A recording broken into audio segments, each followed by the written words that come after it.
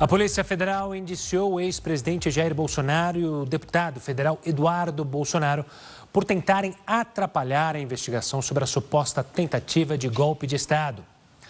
A gente conversa agora ao vivo com o repórter Clébio Cavagnoli, que tem mais detalhes sobre a ação de hoje.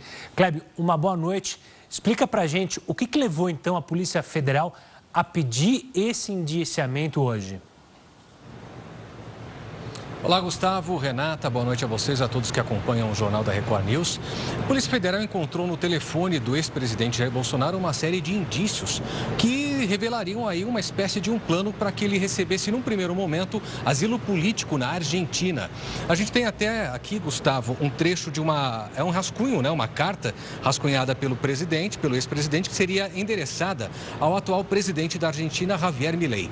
E nessa carta, Bolsonaro abre dizendo o seguinte, abre aspas, de início, devo dizer que sou em meu país de origem perseguido por motivos e por delitos essencialmente políticos.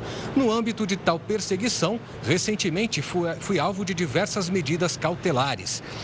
Segundo a PF, esse documento revela, portanto, que Bolsonaro planejava deixar o país, isso desde fevereiro do ano passado, quando ainda se falava nas primeiras investigações aí do suposto plano de golpe de Estado, que agora chegou a uma ação penal que será julgada no próximo mês. Também fala esse relatório, Gustavo e Renata, sobre o pastor Silas Malafaia e o Eduardo Bolsonaro. Eu vou trazer aqui algumas informações inicialmente sobre o filho do ex-presidente, deputado licenciado que está nos Estados Unidos, e segundo o relatório, ele de fato teria atuado junto a autoridades americanas para não só embaraçar o processo aqui no Brasil, do qual o pai dele é réu, como também para trazer sanções e atentar contra a democracia, contra o Estado Democrático de Direito e, na visão dos policiais, também contra a soberania do Brasil. Eduardo, inclusive, chegou a cobrar do pai do ex-presidente Jair Bolsonaro, em 10 de julho, numa mensagem recuperada aqui pela Polícia Federal, que é bom esclarecer aqui, Gustavo e Renata, várias dessas mensagens haviam sido deletadas do telefone de Bolsonaro. Aquele telefone que foi pego com ele pela Polícia Federal quando da decretação da prisão domiciliar há mais ou menos uns 20 dias. Bem, essas mensagens foram recuperadas e essa aqui dizia justamente o seguinte, em 10 de julho, Eduardo enviou uma mensagem ao pai dizendo o seguinte, que ele tinha de fazer um agradecimento público nas redes sociais ao presidente Donald Trump pelas medidas impostas ao Brasil. Não só o tarifaço, mas também a decretação da Lei Magnitsky contra o ministro Alexandre de Moraes, que é o relator do processo.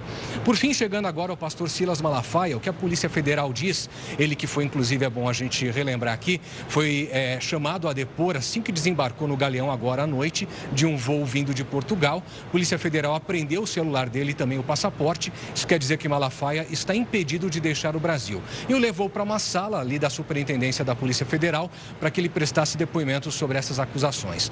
Ele é acusado também de tentar interferir nas investigações.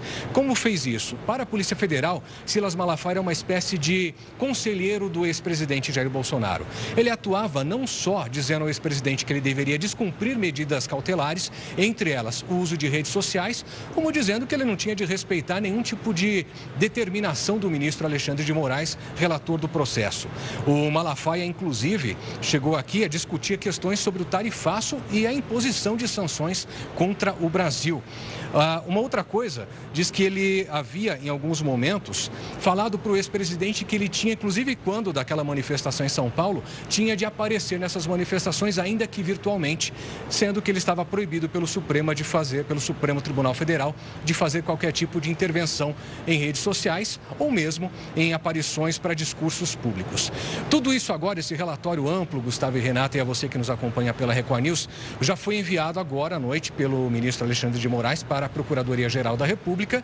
Paulo Gonet, que é o procurador-geral, deve juntar uma equipe para analisar esses vídeos, esses áudios que daqui a pouco vocês vão mostrar, inclusive aqui no Jornal da Record News, para decidir se tem de fato materialidade. Se a PGR, se o Paulo Gonet e a equipe dele decidirem que de fato existe materialidade, que está comprovada a intervenção, a tentativa de intervenção de Silas Malafaia e Eduardo Bolsonaro para obstruir esse processo aqui no Brasil, eles devem oferecer uma denúncia ao Supremo Tribunal Federal e aí vai correr uma ação penal nos mesmos moldes dessa ação que hoje corre contra o ex-presidente Jair Bolsonaro e mais de 30 pessoas acusadas do plano de golpe de Estado.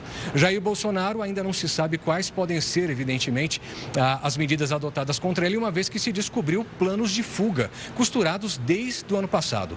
Eu conversei há pouco, Renata e Gustavo, com alguns interlocutores do ministro Alexandre de Moraes e não se descarta no Supremo, eventualmente, se a ação penal for de fato levada adiante, uma prisão de fato preventiva do ex-presidente Jair Bolsonaro, retirá-lo da prisão domiciliar e enviá-lo de fato para uma prisão fechada. Claro que tudo isso ainda precisa ser estudado, precisa ser passar por todos os trâmites normais, mas claro, o mais grave dessas denúncias, além da obstrução de justiça de Malafaia e Eduardo Bolsonaro, são os planos de fuga e de asilo político de Jair Bolsonaro. Volto com vocês aí no estúdio.